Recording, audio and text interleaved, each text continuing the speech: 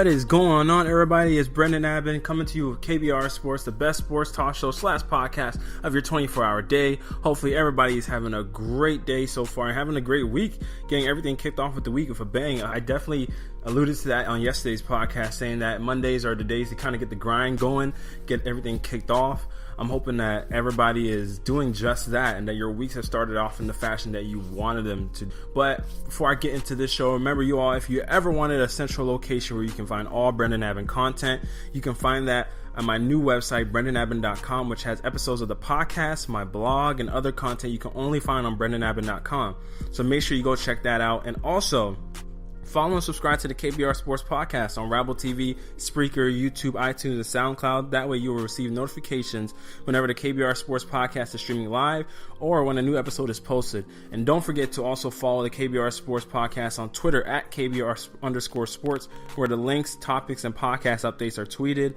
And finally, make sure you comment, like, and share your favorite KBR Sports episodes to give your opinions on any topic and to show your support for the show, which is always appreciated.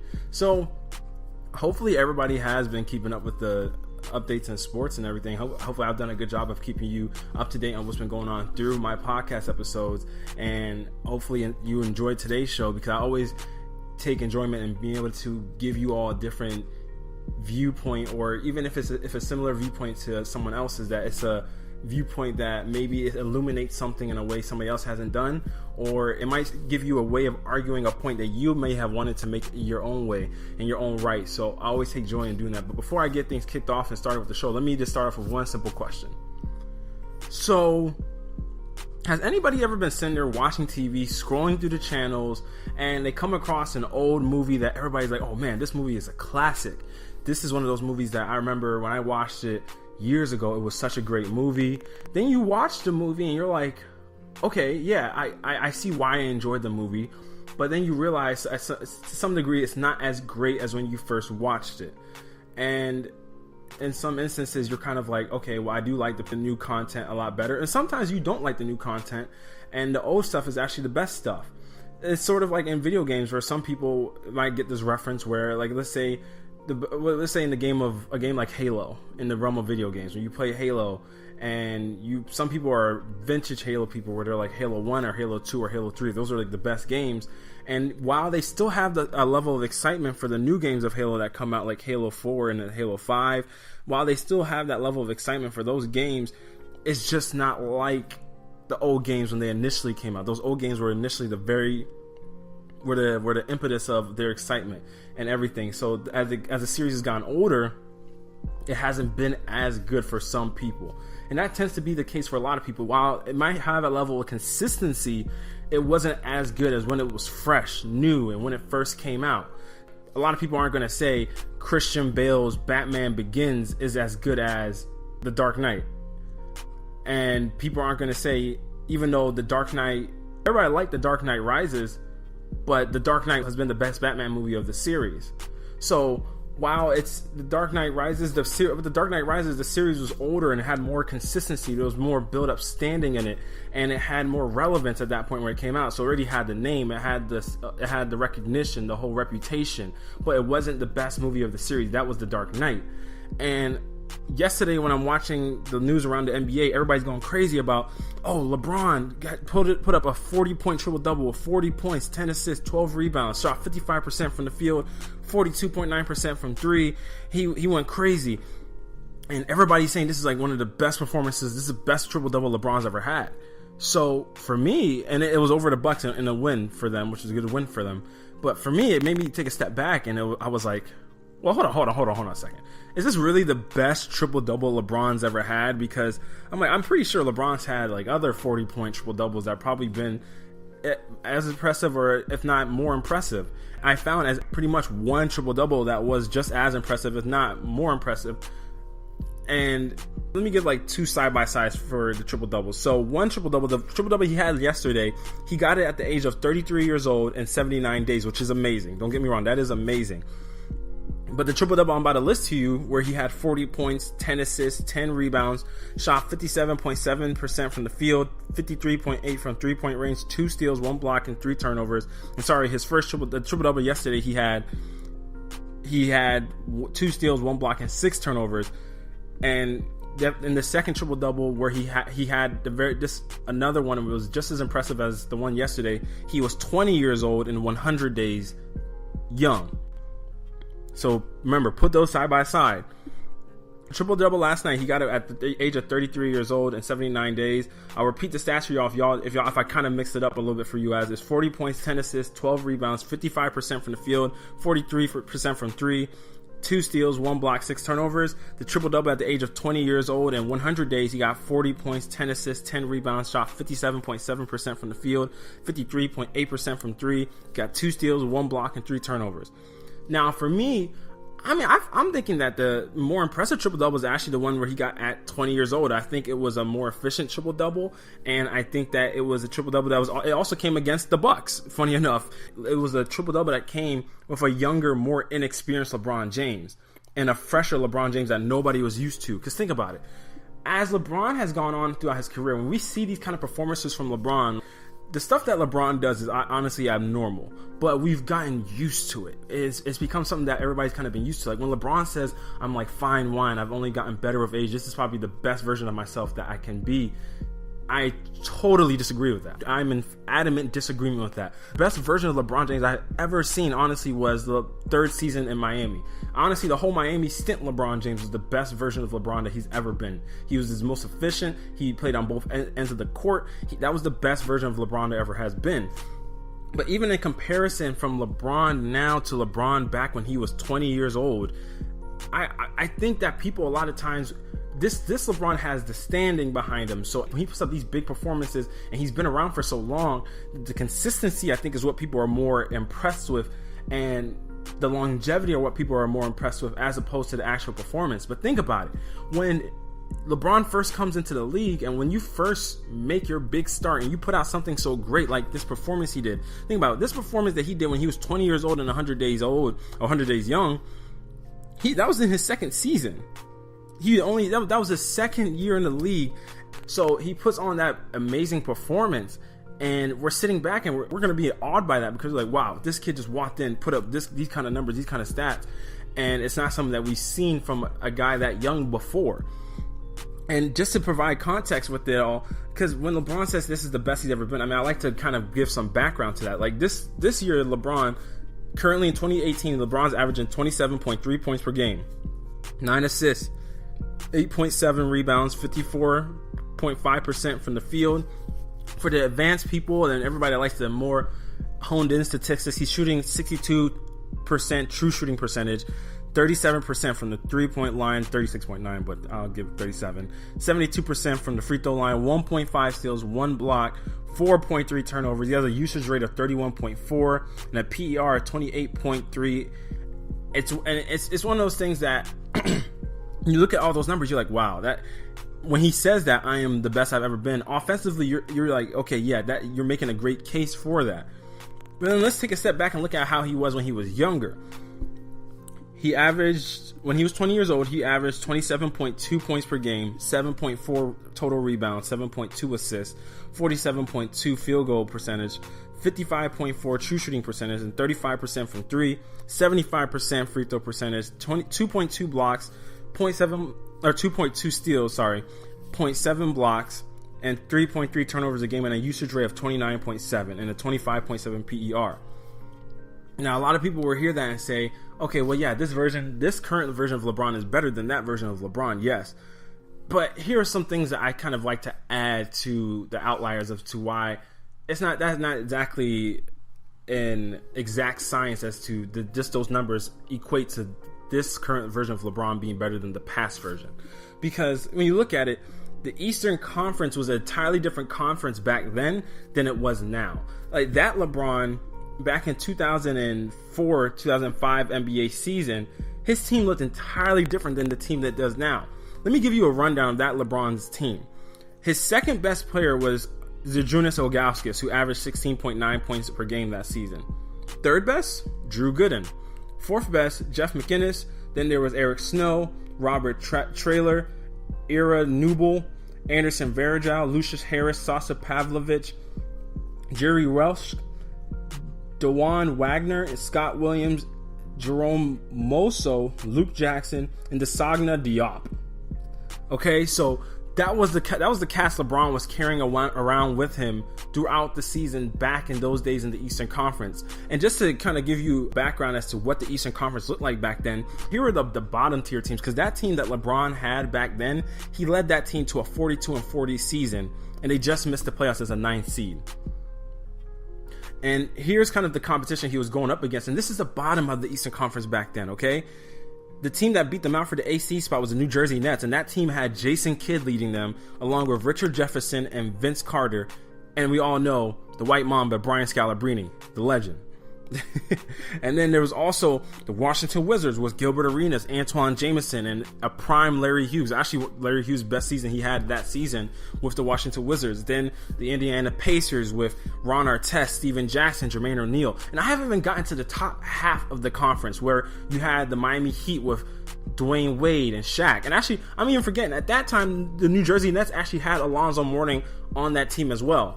But then you also had the Celtics with Paul Pierce. Then you had the Pistons that went on to go to the NBA Finals and beat the Lakers with Chauncey Billups, Rip Hamilton, and Tayshaun Prince, Ben Wallace. Those squads were lethal in the Eastern Conference. And LeBron was pretty much carrying a ragtag team, and they got them to 42-40. Now, let's fast forward to 2017-2018 season, where we see this current version of the Cleveland Cavaliers, currently 41-29, third in the Eastern Conference, and right now nipping at their heels is the Indiana Pacers, who are led by Victor Oladipo and Bojan Bogdanovic. Yes. So when you look at the totality of what the Eastern Conference was, and I'm not even trying to entirely slight what the Eastern Conference looks like now. I mean, granted, I know that right now the Eastern Conference to me isn't as impressive as it was then. Right now you have in 7th place the Philadelphia 76ers, led by two young guys that have been in the league for less than 3 years, and one who's technically a rookie, who's a redshirt rookie, and the other in Joel Embiid, who hasn't even played a full season of NBA basketball yet, and essentially was a redshirt rookie himself, but only has played in games pretty much sparingly. So when you see, and then you have the AFC being the Milwaukee Bucks with Giannis and his crew, but half the time they're too hurt to even make a difference, with Eric Bledsoe having missed some games. Jabari Parker hasn't been able to play even half a season yet, and Giannis has been leading that team, but Giannis isn't on the level yet to lead that team to the way that a younger LeBron did. Then you got teams like Miami, who doesn't really have a true superstar, where you have the best player on that team being really Hassan Whiteside, Goran Dragic, maybe Dion Waiters, Dwayne Wade. It's one of those things that you see the state of the Eastern Conference is a lesser state of what it was, but this Cavaliers team is able to be third in the current, with 12 games left, mind you, but they're currently third in the East with a LeBron James team that he has Kevin Love, Jordan Clarkson, Larry Nance Jr., J.R. Smith, Kyle Korver. And he has a solid slate, Rodney Hood. He has a solid slate of guys on his team that you would think that it by far eclipses the team, and it does by far eclipse the team that he had when he was 20 years old. But the thing that gets me about when people say this is the best version of LeBron, and the thing that I want people to realize about what has really changed about LeBron in 13 years since back then, that day when he was 20 years old and 100. You know what was different about LeBron James back then, and what's different about him now that actually makes me kind of at times want the younger LeBron back? It's the fact that he cared. The fact that he was like, I'm gonna lead whatever dog of guys I gotta take it to the promised land and take them to whatever record and seeding. I'm gonna try and get my best to get them the number 1 seed, because I know it's gonna help us win a championship. I'm gonna try my best to do this. I'm gonna give it all my all on both ends. And mind you, yes, I know, I acknowledge the fact that LeBron is older now, so obviously he's not gonna give as much effort on defense. But when you look at just the overall impact LeBron is making on defense, I mean, right now he has 2.7 defensive win shares. His offensive win shares are 8.8, which is great. But then when you look at his value over replacement, it's 7.5 currently. Now let's go to the 20-year-old young LeBron, whose win shares were offensive win shares were 9.7, defensive win shares 4.6, and his value over replacement was 8.8. So that means the younger LeBron was way tougher to replace than even the current day LeBron. And essentially, we always imagine that when you take off this LeBron off his team as it is now, they're going to be garbage. But back in the day, he gave it all on both sides of the court way more often, and he just had that heart in him to always be willing to put out his best effort on both ends. That's what you even see in the defensive win shares. Defensive win shares essentially mean how many wins you attributed to your team on the defensive side of the basketball. And so LeBron obviously has kind of regressed in that manner. And that's the thing.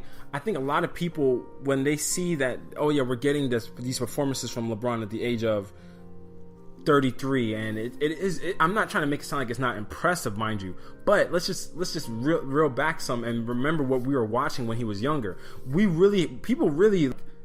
think a lot of the reason why people kind of did not like young LeBron was because of the fact that he got so much acclaim, he got so much adulation at such a young age that it made people dig in their heels against him. But come on, like let's be serious now. If I can choose which LeBron, even though I know this LeBron is way more offensively efficient, tell me, if I put that young LeBron on this Cavs team, how do you think they will perform?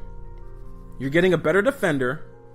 You're not getting as good a shooter, even though in that season he played just as well. He played practically just as well as he is right now, aside from the overall three-point shooting. Because the true shooting percentage, this is some of the advanced stuff that a lot of people don't like to get into, but I will get into it just to kind of show you some deeper rooted stats.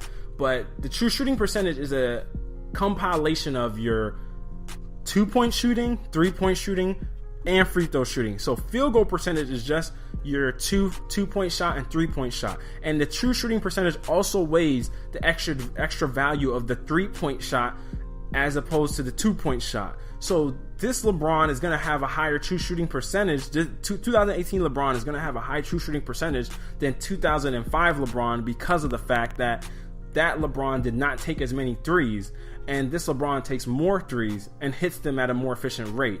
So that's kind of just to enlighten you all for who don't know what true shooting percentage is. But I will say that it's not always the older version of what we're getting isn't always better. Just to shine a light for a lot of people, be a lot of times willing to always be like, oh, this is the best version of so and so that we're getting because they're older and they're putting on a more impressive performance. Yeah, LeBron offensively is playing really impressive, but look, the stat, he's still turning over the ball a lot, and he's not playing on the defensive end of the ball the way he used to play, and that's just a fact. I think people get so caught up in the moment, and that if they actually go back and look at some of his old performances, you realize, man, I mean, LeBron has been doing this for a long time. It's impressive the fact he's been doing it for a long time, but when you look back at the teams that he had to go up against back then, and the talent he was doing up against back then, like, think about it. Back then, the number one team in the Eastern Conference was the Miami Heat with Shaq and Dwayne Wade, and they didn't even make it to the finals this season. They didn't make it to the finals this year. It was the Pistons. The Celtics were third in the East. Bulls were fourth, led by Kirk Heinrich and Tyson Chandler. Like, it's so funny when we actually take a step back and actually look back, really do some real digging and see how deep the Eastern Conference was back then, and then just how amazing LeBron was, as opposed to just taking a few performances now, and I'm not saying a few performances now, but more so taking when he says I'm aging like fine wine is the best I've ever been. LeBron knows that's not true. Yes, the efficiency numbers, and this is a different era of basketball now, even when he first came in, because now efficiency is really harped on. People really care about efficiency. A guy like LeBron, Kevin Durant, they all care about how efficient they are now, because they know efficiency is how a lot of basketball savants are going to be like, well, how efficient were you? Did it take you 20 shots to score 20 points like it used to take Allen Iverson at times? And it's going to be one of those things that a lot of people are going to kind of diminish how great some people are and were because of how efficiency numbers kind of rake them out. But look, it was a different time. It was a different kind of league, and it was a lot of different things were more important back then than they are now. Like, back then, it was important the level of difficulty of shots you could hit. Like, that's why Kobe Bryant is always seen as this great player, because even though the efficiency numbers don't really weigh out in Kobe's favor, Kobe Bryant is the best tough shot maker I've ever seen in NBA history. Tough shot maker ever. Best tough shot maker I've ever seen. But the efficiency numbers won't tell you that he was the best scorer you've ever seen. But Kobe was undeniably the best scorer for at least 7 years in the NBA. He was the best scorer in the NBA for at least 7 years. But the efficiency numbers wouldn't lend you to believe that. So that's why I say that while we can go back, we can say this is as efficient year from LeBron as we ever seen. One, it's not the best efficient year in the terms of the defensive side, which really shows how much people value defense, because people are always harping, oh yeah, this is one of the best versions of him we ever seen. This triple-double is the best performance we've seen. And I'm just like, guys, hold on, wait, time out. He played better defense when he was younger, and he still put up similar numbers. He might not have averaged as high as many assists or rebounds as he is now, but what he was doing on the defensive side of the ball cannot be questioned. It was literally in the Defensive Player of the Year running when he was in Miami, and he just barely lost the award to Marc Gasol. So I think that people should realize that even though things at overtime are still, when they're still great, we should still appreciate them. That we should realize that when a lot of times when we first got introduced to it, that's what made them great to us in the first place. And a lot of times, and a lot of LeBron's early performances when he did things like this can sometimes be summarized as being more impressive than when he's doing them now.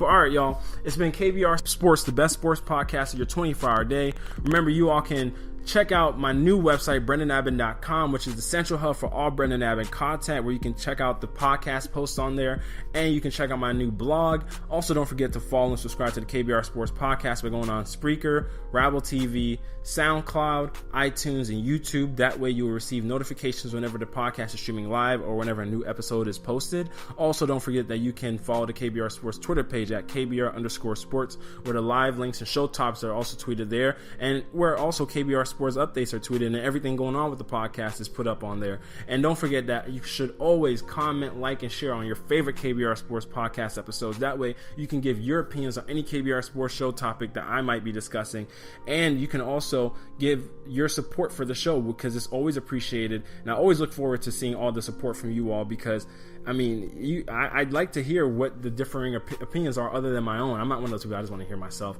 give my own opinion the whole time. I like to hear other opinions so I can somehow, maybe if I'll adjust my opinion based on that, or I'll just flat out argue it entirely based off whatever knowledge I know, and I just figure out disagree with you. But that's fine too. Though. It happens. Just like you all will flat out disagree with me. But that's just the nature of sports. But all right, everybody have a great day.